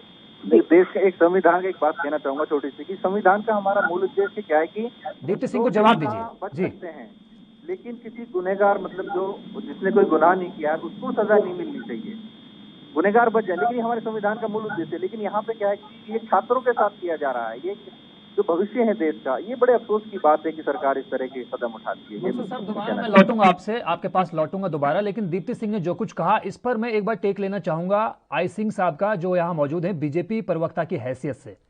जी सर। ऐसा है कि अभी जैसे मैडम ने, दीप्ति जी ने कहा था जी कि इस तरह से नहीं कहना चाहिए, तो अगर ये इतने इनके ऊपर कोई एविडेंस नहीं थे तो कोर्ट ने 1 साल इनको जेल में क्यों रखा? तो विचारने सोचने वाली बात है। कोर्ट इनको तुरंत ही जवाब दे देना चाहिए अगर इनके खिलाफ कोई एविडेंस नहीं है, या ये पूरी इन्वेस्टिगेशन हुई है, आरोप प्रत्यारोप का सिलसिला शुरू हुआ है, वकालत जो होती है इसीलिए होती है, कानून इसीलिए होता है, बहस होती है, उसके बाद ये फैसला लिया गया होगा ना। आप मेरी बात रखने दें थोड़ा, अगर उनको बिल्कुल बिल्कुल बिल्कुल इत्मीनान से रखिए आप अपनी बात। हाँ, वही मैं कह रहा हूँ, मुझे भी मौका दे बोलने का। जी जी बिल्कुल। क्या है कि कोर्ट इतना अनभिज्ञ नहीं होता, कोर्ट इतना नासमझ नहीं होता। कोर्ट अगर जिस केस में कोई दम नहीं होती उसको तुरंत दूसरे दिन जमानत दे देता है, और ये लगभग 1 साल जेल में रह के आए। तो आप सोचिए कि इनको ऐसे तो जेल में रखा नहीं है, कुछ तो कारण होंगे, कुछ एविडेंस होंगे, कहीं तो कुछ होगा तभी इनको रखा गया है। तो ये बात अलग है कि अभी कोर्ट ने दोषी करार दिया है न दिया है, मगर ये जिस तरह से पुलिस ने एविडेंस इनके खिलाफ पेश किए हैं, तो ये इसमें इन्वॉल्व है और सबूत इनके पर्याप्त सबूत इनके खिलाफ है कि ये देश विरोधी ताकतों के साथ मिलकर देश में दंगे कराए। जो मर्डर जो है ना नरसंहार हुआ दिल्ली में, उसमें ये लोग शामिल थे। तो ये पूरा एक गैंग था, जो गैंग मिलके पूरा कार्य कर रहा था, और उसमें ये लोग शामिल पाए गए। और भी हैं, काफी लोग हैं। तो ये कहना अभी जल्दबाजी होगा। दीप्ति सिंह जी संक्षेप में अपनी बात रखिए, संक्षेप में अपनी बात कहिए। कैप्टन साहब आपकी बात से असहमत भी है और इत्तेफाक भी नहीं रख रहे हैं। जी बिल्कुल, मैं जरूर ये बात अभी फिर से कहना चाहूंगी कि जब इस तरीके के आपके पास एक्ट जो बहुत ही स्ट्रॉन्ग एक्ट लगाए गए हैं तो उसके अंदर कुछ लिमिटेशन एक्ट होते हैं और जांच पड़ताल के नाम पे कोर्ट के भी हाथ बंधे होते हैं और वो एक समय के पहले उनकी बेल नहीं दे सकते। तो ये ही वजह है कि हाई कोर्ट ने इसे बहुत ही गंभीरता से कहा है विचार करने के लिए कि क्या इस तरीके के गंभीर एक्ट लगाए जाने चाहिए अपने ही देश के बच्चों के ऊपर। और यही वजह है कि टाडा और ऐसे कई और आतंकवादी गतिविधियों से जुड़े हुए एक्ट को खत्म किए गए हैं पास्ट में भी। तो क्योंकि इसके अंदर कोर्ट के भी हाथ बन जाते हैं और अभी विचाराधीन कोई भी केस हो उसके बीच में हमें अपनी टिप्पणियों से जरूर बचना चाहिए। मैं जरूर ये कहना चाहूंगी कि कोर्ट अपना काम कर रही है और कोर्ट के काम करने का अपना तरीका होता है। जब तक कोई प्रूफ और एविडेंसेस नहीं सामने इस तरीके से पुख्ता पेश करेंगे पुलिस, तब तक इन बच्चों के ऊपर अभी हम कोई भी टिप्पणी ना करें तो बहुत अच्छा होगा। और अब मुझे इजाजत दीजिए प्लीज, और क्योंकि मुझे अभी सुप्रीम कोर्ट के एक ये में शामिल होना है। दीप्ति सिंह जी, बहुत बहुत शुक्रिया आपका, अपना बेशकीमती वक्त दिया। हमारे साथ दोनों खास मेहमान मौजूद हैं। मकसूद खान साहब बीजेपी से हमारे पास कैप्टन आई सिंह मौजूद हैं और कांग्रेस की तरफ से हमारे साथ मकसूद खान साहब मौजूद हैं। मकसूद जी, मैं आपके पास आना चाहूंगा कि फरवरी 2020 में उत्तरी पूर्वी दिल्ली में दंगे हुए और कम से कम 56 लोगों की मौत हुई और हजारों लाखों करोड़ों रुपए की जान माल का नुकसान उत्तर पूर्वी दिल्ली में हुआ और उसके बाद में गिरफ्तारी हुई। पहले 15 लोगों को गिरफ्तार किया गया, 15 लोगों के ऊपर चार्जेस लगाए गए। यूएपीए के तहत कई लोगों को जमानत मिल चुकी है, कई लोग अभी भी जेल में बंद हैं। मैं आपसे जानना चाहूंगा कि जो दिल्ली हाई कोर्ट का ये फैसला आया है, जमानत दी गई है, रिहाई हुई है छात्रों की, इससे सबसे ज्यादा सीख किसको लेने की जरूरत है, दिल्ली पुलिस को या मौजूदा सरकार के नेताओं को? देखिए, इसमें देश के भविष्य के साथ खिलवाड़ जो किया गया था सरकार द्वारा, ये दोनों को ही सीख लेने की जरूरत है। पुलिस क्या करती है? पुलिस तो केंद्र के अंदर में है, जिसके खिलाफ प्रदर्शन हो रहे थे तो पुलिस भी दबाव में काम कर रही थी सरकार के खिलाफ, क्योंकि माहौल सरकार के खिलाफ बन रहा था उस वक्त देश में। सरकार को चाहिए कि ऐसे मामलों में थोड़ा संजीदगी दिखाए, खासकर जब देश की छात्रों का मामला हो। आपने उठा के प्रदर्शनकारियों के खिलाफ, कहाँ दंगे होते हैं फरवरी में उत्तरी दिल्ली में, ये दंगे भी कराए जाते हैं। मैं कहना चाहूंगा क्लियरली कि दंगे एक तरह से दंगे होते नहीं, जैसे कहा शायरों ने कि कराए जा रहे हैं। ये प्रायोजित किए गए थे सीए से डाइवर्ट करने के लिए, जो देश में माहौल बनाया गया था। जिन लोगों ने दंगे किए, जो खुलेआम वीडियो कैमरा में कैद हुए थे, उनको पुलिस ने डिटेन तक नहीं किया, उनसे सवाल तक नहीं पूछा गया। और मासूम छात्र जो प्रदर्शन कर रहे थे, जो अपनी बात रख रहे थे अलग अलग मंचों पर, उनको चुन चुन कर पुलिस ने उठाया, जेल में बंद किया। तो पूरा जरगर आपने पूरा एक मामला देखा। अभी भी खालिद सैफी और तमाम लोग, उनके साथ क्या जुल्म हुए हैं और अभी भी वो जेल में हैं। उनके घर वालों पर जो यातनाएं गुजरी, उन पर जो यातनाएं गुजरी, ये देश में एक मजाक सा बन गया है, इस कानून का भी और इन लोगों के साथ भी जिस तरह से हुआ था। तो सरकार को चाहिए कि थोड़ी संजीदगी दिखाए। प्रदर्शन अपने लोगों का हक है, उसको दबा नहीं सकते आप। जितना दबाओगे उतना बढ़ेगा और ये पूरा देश ने पहले भी देखा है, कोई नई बात नहीं है। प्रदर्शन हुए, हमने पूरा जेपी मूवमेंट देखा था, उस टाइम में जिस तरह से दबाने की कोशिश होती है तो आंदोलन बड़े होते चले जाते हैं। ये तो कोविड हुआ तो सीधा आरोप लगा रहे हैं कि जो दिल्ली में दंगे हुए वो प्री प्लान थे, दंगों को प्रायोजित तौर पर करवाया गया और उसके बाद में जो सीए और एनआरसी के खिलाफ पूरे दिल्ली में खासतौर पर प्रोटेस्ट हुए, उसको बंद करने पर या उनको कुचलने पर या उनको साइड लाइन करने के लिए ये पूरी साजिश को अंजाम दिया गया। और उसके बाद में ही एक तरह से उस वक्त की जो मौजूदा सरकार थी, खासतौर पर कपिल मिश्रा का जिक्र बार बार जो कांग्रेस के हमारे नेता हैं यहां पर मौजूद हैं पैनल में, वो बता रहे कि कपिल मिश्रा की मौजूदगी में, उनकी भड़काऊ बयानबाजी के बाद में उत्तर पूर्वी दिल्ली में दंगे हुए थे। क्या आप मानते हैं ये बात कैप्टन साहब?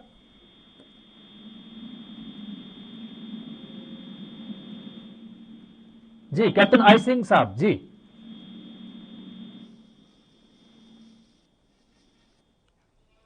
कैप्टन आई सिंह साहब, शायद तकनीकी खामी के चलते कैप्टन आई सिंह साहब से हमारा कनेक्शन नहीं हो पा रहा। जैसे ही जुड़ेंगे दोबारा से आपके पास पहुंचेंगे कैप्टन साहब। मकसूद साहब, दोबारा मैं आपसे यही जानना चाहूंगा कि जिस तरह से सीए एनआरसी को लेकर न केवल राजधानी दिल्ली में बल्कि देश के अलग अलग विश्वविद्यालयों में, कॉलेजेस में और दूसरे तरह के जो एजुकेशनल इंस्टीट्यूशंस थे वहां पर प्रोटेस्ट हुए। मुंबई में के जो आज़ाद बाग है वहां पर भी बड़े पैमाने पर प्रोटेस्ट हुए और न केवल दिल्ली से बल्कि देश के अलग अलग हिस्सों से भी छात्रों को गिरफ्तार किया गया और उनके खिलाफ जो है यूएपीए की धाराएं, संगीन धाराएं मैं कहना चाहूंगा कि लगाई गई और उनको अलग अलग जेलों में बंद किया गया।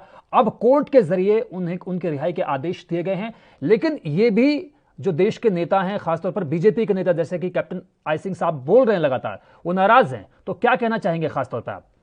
मैं वही कह रहा हूँ कि भाजपा वाले क्या है कि देखिए, भाजपा वालों के लिए हताशा है, क्योंकि सारी उनकी जो पॉलिटिक्स है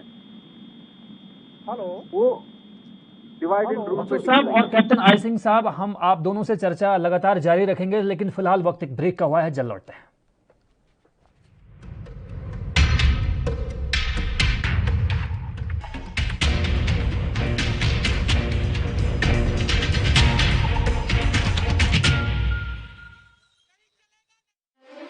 ਪੰਜਾਬ ਦੇ ਇਤਿਹਾਸ ਵਿੱਚ ਇੱਕ ਸੁਨਹਿਰਾ ਪੰਨਾ, ਸਮੁੱਚੇ ਭਾਰਤ ਵਿੱਚ ਪੰਜਾਬ ਬਣਿਆ ਸਿੱਖਿਆ ਦੇ ਖੇਤਰ ਵਿੱਚ ਨੰਬਰ 1। ਭਾਰਤ ਸਰਕਾਰ ਨੇ ਐਲਾਨ ਕੀਤਾ ਕਿ ਅਨੁਸੂਚਿਤ ਜਾਤੀਆਂ, ਲੜਕੀਆਂ ਅਤੇ ਵਿਕਲਾਂਗ ਬੱਚਿਆਂ ਨੂੰ ਸਿੱਖਿਆ ਪ੍ਰਦਾਨ ਕਰਨ ਲਈ ਪੰਜਾਬ ਹੀ ਹੈ ਸਰਵ ਉੱਤਮ ਸੂਬਾ। ਨਾਲ ਹੀ ਇਹ ਵੀ ਘੋਸ਼ਣਾ ਕੀਤੀ ਕਿ ਸਿੱਖਿਆ ਦੇ ਬੁਨਿਆਦੀ ਢਾਂਚੇ ਦਾ ਭਾਰਤ ਭਰ ਵਿੱਚ ਹੈ ਪਹਿਲਾ ਸਥਾਨ। ਲੈਬੋਰੇਟਰੀਆਂ, ਕੰਪਿਊਟਰ ਲੈਬ, ਸਾਫ਼ ਪੀਣ ਦਾ ਪਾਣੀ, ਟਾਇਲਟ, ਕਲਾਸਰੂਮਾਂ ਦੀ ਗਿਣਤੀ, ਸਕੂਲ ਦਾ ਗਵਾਂਢ ਵਿੱਚ ਹੋਣਾ, ਇਹਨਾਂ ਸਭ ਮਾਪਦੰਡਾਂ ਵਿੱਚ ਪੰਜਾਬ ਨੇ ਸਮੁੱਚੇ ਸੂਬਿਆਂ ਨੂੰ ਪਿੱਛੇ ਛੱਡਿਆ। ਜੋ ਪੰਜਾਬ ਦਾ ਨਾਮ ਵਧ ਰਿਹਾ ਉਹ ਤੁਸੀਂ ਬਣਾਇਆ, ਤੁਸੀਂ ਸਾਰੇ ਟੀਚਰਾਂ ਨੇ। ਮੈਂ ਤੁਹਾਡੇ ਸਾਰਿਆਂ ਨੂੰ ਦਿਲੋਂ ਬਹੁਤ ਧੰਨਵਾਦੀ ਹਾਂ ਤੁਹਾਡਾ। ਪ੍ਰਿੰਸੀਪਲ, ਹੈਡਮਾਸਟਰ ਤੇ ਟੀਚਰਾਂ ਦੀ ਉਪਲਬਧਤਾ, ਵਿਦਿਆਰਥੀਆਂ ਅਤੇ ਟੀਚਰਾਂ ਦੀ ਹਾਜ਼ਰੀ, ਸਕੂਲ ਵਿੱਚ ਦੁਪਹਿਰ ਦਾ ਭੋਜਨ, ਪਾਰਦਰਸ਼ਤਾ ਨਾਲ ਟੀਚਰਾਂ ਦੀ ਭਰਤੀ ਨਾਲ ਪੰਜਾਬ ਦਾ ਸੂਬਾ ਬਣਿਆ ਦੇਸ਼ ਦਾ ਮੋਹਰੀ।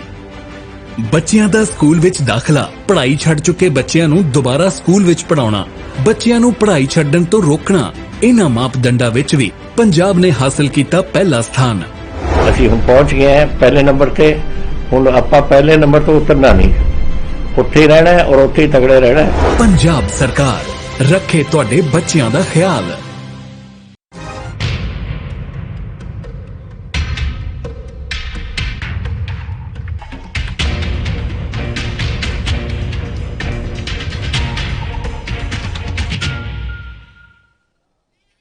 तो ब्रेक के बाद स्वागत है आपका। हमारे साथ हमारे दोनों खास मेहमान लगातार जुड़े हुए हैं, लेकिन आपसे चर्चा रहेगी जारी, लेकिन उससे पहले देखते हैं रिपोर्ट।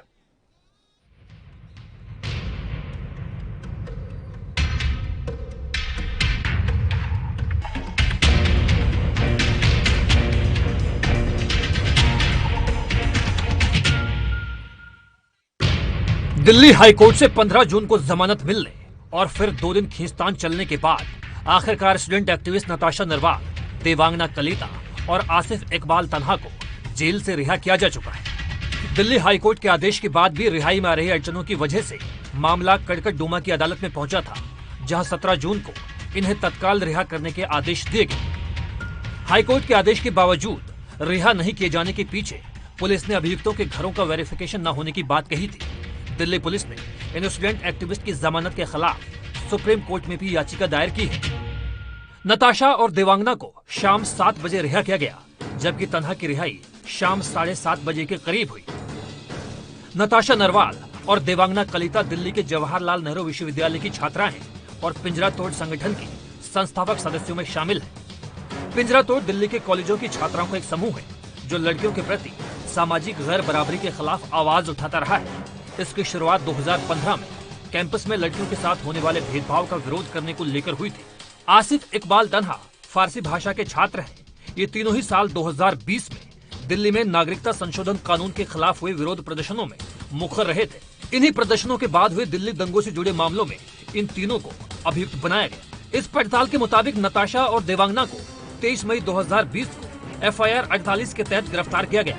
उन पर जाफराबाद मेट्रो स्टेशन पर हिंसा से एक दिन पहले CAA विरोधी प्रदर्शन का आयोजन करने का इल्जाम लगा।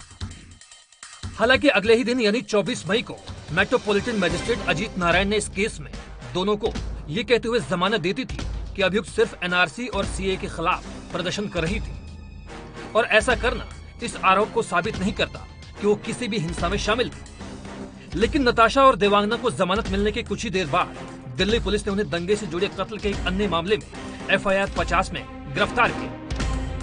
आसिफ को 17 मई 2020 को जामिया नगर थाने में 16 दिसंबर 2019 को दर्ज कराई गई FIR 298 में गिरफ्तार किया गया। ये मामला 15 दिसंबर 2019 को जामिया विश्वविद्यालय इलाके में पुलिस और CAA के खिलाफ प्रदर्शन कर रहे लोगों के बीच हुई झड़प से जुड़ा था।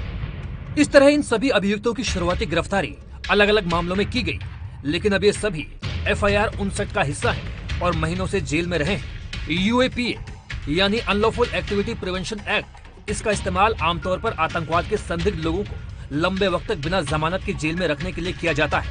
आमतौर पर 90 दिनों तक अगर जांच अधिकारी चार्जशीट दायर न कर सके तो मामले में अभियुक्त को खुद ब खुद जमानत मिल जाती है। Bureau report, ANB news.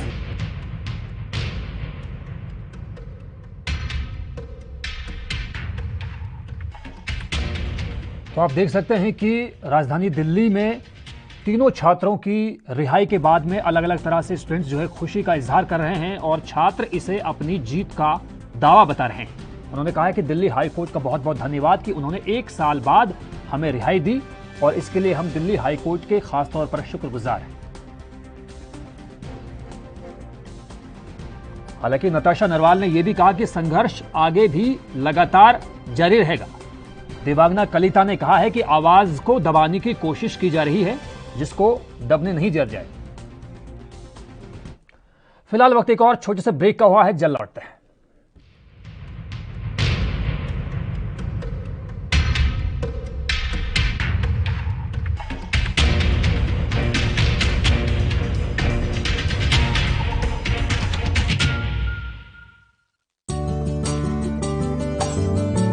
Rajasthan ਤੇ ਪਾਕਿਸਤਾਨ ਦੀ ਹੱਦ ਤੇ ਵਸਿਆ ਜ਼ਿਲ੍ਹਾ ਫਾਜ਼ਿਲਕਾ ਪੰਜਾਬ ਦੇ ਉਹਨਾਂ ਜ਼ਿਲ੍ਹਿਆਂ ਵਿੱਚ ਸ਼ਾਮਿਲ ਹੈ ਜਿੱਥੇ ਕੋਰੋਨਾ ਮਹਾਮਾਰੀ ਨੂੰ ਲੈ ਕੇ ਸ਼ਾਸਨ ਪ੍ਰਸ਼ਾਸਨ ਸ਼ੁਰੂ ਤੋਂ ਹੀ ਅਲਰਟ ਮੋਡ ਤੇ ਰਿਹਾ ਹੈ। ਇੱਥੇ ਮੁੱਖ ਮੰਤਰੀ ਕੈਪਟਨ ਅਮਰਿੰਦਰ ਸਿੰਘ ਦੇ ਹੁਕਮਾਂ ਅਨੁਸਾਰ ਸਿਹਤ ਵਿਭਾਗ ਵੱਲੋਂ ਸੈਂਪਲਿੰਗ ਦਾ ਕੰਮ ਜ਼ੋਰਾਂ ਤੇ ਹੈ ਅਤੇ ਜਿਹੜੇ ਲੋਕ ਕੋਰੋਨਾ ਪੋਜ਼ਿਟਿਵ ਹੋ ਰਹੇ ਨੇ ਉਹਨਾਂ ਦੀ ਰਿਕਵਰੀ ਲਈ ਵੱਖ-ਵੱਖ ਟੀਮਾਂ ਜੰਗੀ ਪੱਧਰ ਤੇ ਦਿਨ-ਰਾਤ ਕੰਮ ਤੇ ਲੱਗੀਆਂ ਹੋਈਆਂ ਨੇ। ਜੇ ਗੱਲ ਰਿਕਵਰੀ ਦੀ ਕਰੀਏ ਤਾਂ ਹੁਣ ਤੱਕ ਜ਼ਿਲ੍ਹੇ ਵਿੱਚ 15000 ਤੋਂ ਵੱਧ ਲੋਕ ਠੀਕ ਹੋ ਕੇ ਆਪਣੇ ਘਰਾਂ ਨੂੰ ਜਾ ਚੁੱਕੇ ਨੇ ਤੇ 3000 ਦੇ ਕਰੀਬ ਲੋਕ ਹੋਮ ਆਈਸੋਲੇਸ਼ਨ ਦੇ ਵਿੱਚ ਆਪਣਾ ਇਲਾਜ ਕਰਵਾ ਰਹੇ ਨੇ। ਸਿਹਤ ਵਿਭਾਗ ਦੀਆਂ ਟੀਮਾਂ ਵੀ ਸਮੇਂ ਸਿਰ ਉਹਨਾਂ ਦੀ ਸਾਰ ਲੈਂਦੀ ਰਹਿੰਦੀ ਹੈ। ਇਸ ਤੋਂ ਇਲਾਵਾ ਜੇ ਗੱਲ ਸੈਂਪਲਿੰਗ ਦੀ ਕਰੀਏ ਤਾਂ ਹੁਣ ਤੱਕ ਫਾਜ਼ਿਲਕਾ ਜ਼ਿਲ੍ਹੇ ਵਿੱਚ 2 ਲੱਖ ਦੇ ਕਰੀਬ ਸੈਂਪਲ ਲਏ ਜਾ ਚੁੱਕੇ ਨੇ ਤੇ 10000 ਤੋਂ ਵੱਧ ਲੋਕਾਂ ਦਾ ਵੈਕਸੀਨੇਸ਼ਨ ਹੋ ਚੁੱਕਾ ਹੈ। ਕੋਰੋਨਾ ਦੇ ਸੰਬੰਧ ਵਿੱਚ ਅਸੀਂ ਪਿਛਲੇ ਕੁਝ ਦਿਨਾਂ ਤੋਂ ਜਿਹੜੀ ਟੈਸਟਿੰਗ ਆ ਕਾਫੀ ਵਧਾ ਦਿੱਤੀ ਆ, ਸੋ ਅਸੀਂ ਇਹਨੂੰ ਹੋਰ ਅਪਗ੍ਰੇਡ ਕਰਾਂਗੇ। ਪਿੰਡਾਂ ਦੇ ਵਿੱਚ ਵੀ ਅਸੀਂ ਟੈਸਟਿੰਗ ਕਰ ਰਹੇ ਹਾਂ, ਸੋ ਉਸ ਨਾਲ ਸਾਡਾ ਜਿਹੜਾ ਮੇਨ ਜਿਹੜਾ ਯਤਨ ਹੈ ਕਿ ਜਿੰਨੀ ਜਲਦੀ ਡਿਟੈਕਸ਼ਨ ਹੋ ਸਕੇ ਉਨਾ ਵਧੀਆ ਤਰੀਕੇ ਨਾਲ ਅਸੀਂ ਟ੍ਰੀਟਮੈਂਟ ਮੁਹੱਈਆ ਕਰਵਾ ਸਕਦੇ ਹਾਂ। ਦਰਅਸਲ ਕੈਪਟਨ ਅਮਰਿੰਦਰ ਸਿੰਘ ਸਰਕਾਰ ਨੇ ਕੋਰੋਨਾ ਮਹਾਮਾਰੀ ਦੀ ਸ਼ੁਰੂਆਤ ਤੋਂ ਹੀ ਪੂਰੇ ਪੰਜਾਬ ਵਿੱਚ ਵੱਖ-ਵੱਖ ਟੀਮਾਂ ਦਾ ਗਠਨ ਕੀਤਾ ਸੀ ਜੋ ਸ਼ਹਿਰ ਤੋਂ ਲੈ ਕੇ ਪਿੰਡਾਂ ਤੱਕ ਸੈਂਪਲਿੰਗ ਦੇ ਕੰਮ ਵਿੱਚ ਰੁੱਝੀਆਂ ਹੋਈਆਂ ਨੇ। ਇਸ ਤੋਂ ਇਲਾਵਾ ਪੰਜਾਬ ਸਰਕਾਰ ਨੇ ਪਿੰਡਾਂ ਲਈ ਕੋਰੋਨਾ ਮੁਕਤ ਮੁਹਿੰਮ ਵੀ ਸ਼ੁਰੂ ਕੀਤੀ ਹੈ। ਕੋਰੋਨਾ ਪਿੰਡ ਮੁਕਤ ਅਭਿਆਨ ਤੇ ਉਸ ਚ ਵੀ ਇਹਨਾਂ ਨੇ ਜਿਹੜੇ ਸਾਡੇ ਕਰੀਬ 100 ਦੇ ਕਰੀਬ ਹੈਲਥ ਵੈਲਨੈਸ ਸੈਂਟਰ ਨੇ ਪੂਰੇ ਜ਼ਿਲ੍ਹੇ ਵਿੱਚ, ਉਹ ਸਾਰੇ 100 ਦੇ 100 ਹੈਲਥ 94 ਹੈ ਆਈ ਐਮ ਨੋਟ ਸ਼ੋਰ, ਤੇ ਉਹਨਾਂ ਸਾਰੀਆਂ ਜਗ੍ਹਾਵਾਂ ਤੇ ਕੋਵਿਡ ਟੈਸਟਿੰਗ ਸਟਾਰਟ ਕਰ ਦਿੱਤੀ ਗਈ ਹੈ ਜੀ। ਜ਼ਿਕਰਯੋਗ ਹੈ ਕਿ ਪੰਜਾਬ ਦੀ ਕੈਪਟਨ ਅਮਰਿੰਦਰ ਸਿੰਘ ਸਰਕਾਰ ਨੇ ਸ਼ੁਰੂ ਤੋਂ ਹੀ ਇਸ ਵਾਇਰਸ ਦੇ ਪ੍ਰਕੋਪ ਨੂੰ ਸਮਝਿਆ ਤੇ ਇਸ ਨੂੰ ਜ਼ਿਆਦਾ ਫੈਲਣ ਨਹੀਂ ਦਿੱਤਾ ਕਿਉਂਕਿ ਸਰਕਾਰ ਆਪਣਾ ਫਰਜ਼ ਸਮਝਦੀ ਹੈ।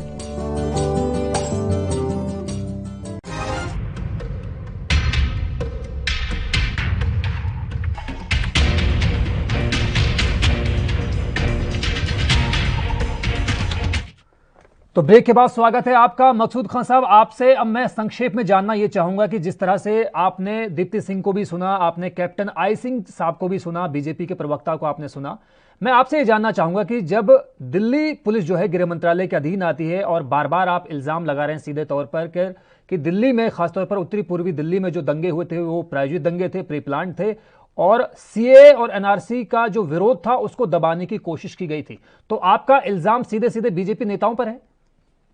बिल्कुल सीधा सीधा ये लोगों ने देखा जी, ये पूरे सब लोगों ने कैमरे में देखा जिस तरह से कपिल शर्मा ने पुलिस के सामने खड़े होकर धमकी दी जी और कहा कि हम देख लेंगे, तो ये सीधा सीधा है कि लेकिन पुलिस ने उनको डिटेन तक नहीं किया, उनसे एक सवाल तक नहीं पूछा गया और बाद में जो जिन लोगों को पकड़ा गया वो सारे सीए के जो है एक्टिविस्ट थे।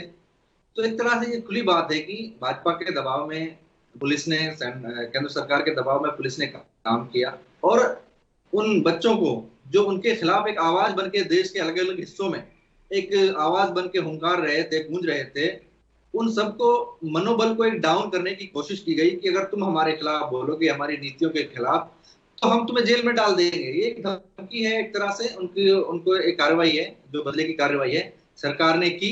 लेकिन मुझे उम्मीद है कि लोगों का हौसला वो नहीं तोड़ पाएंगे, और लोग जब जब भी जुल्म होगा देश के छात्रों पे या देश के लोगों पे, तो ऐसे ही हिंदुस्तान के छात्र सबसे पहले आगे निकलकर देश की सड़कों पर सरकार के खिलाफ बोलेंगे। और मैं कहता हूँ कि तो हर सरकार के खिलाफ बोलना चाहिए, असहमति की तो एक जगह है लोकतंत्र में। तो इसको सरकार को चाहिए कि इन सब बातों को छोड़कर अपनी जो जीडीपी और तमाम तरह के फेल्योर्स हैं और जो महंगाई है और पेट्रोल डीजल है, उन पर ध्यान लगाए तो ज्यादा बेहतर है, छात्रों के जीवन से खिलवाड़ ना किया जाए। अच्छा मकसूद साहब, मैं ये भी संक्षेप में आपसे जानना चाहूंगा, वक्त बहुत कम बचा हुआ है हमारे पास। मैं ये जानना चाहूंगा कि यूएपीए के तहत जितने भी छात्रों की गिरफ्तारी हुई थी, बारी बारी से उनकी रिहाई हो रही है, बारी बारी से दिल्ली हाईकोर्ट उनको जमानत दे रहा है। अब मैं ये जानना चाहूंगा कि क्या आपको लगता है कि कोई सही तरीके से इन्वेस्टिगेशन होनी चाहिए, दिल्ली पुलिस की तरफ से भी इन्वेस्टिगेशन होनी चाहिए, सीबीआई की तरफ से भी होनी चाहिए, कि असल में दिल्ली पुलिस ने की तरफ से या दिल्ली पुलिस की अगुवाई में या मौजूदगी में, क्योंकि तमाम दिल्ली के जो कोने हैं, जो हिस्से हैं, वहां पर दिल्ली पुलिस मौजूद होती है, बावजूद इसके भी दिल्ली में दंगे हुए, और न केवल दंगे हुए बल्कि 56 लोगों की पुष्टि हुई मरने की, और जान माल का बड़े पैमाने पर नुकसान हुआ। तो इसकी जवाबदेही बनती है, किसकी जिम्मेदारी बनती है?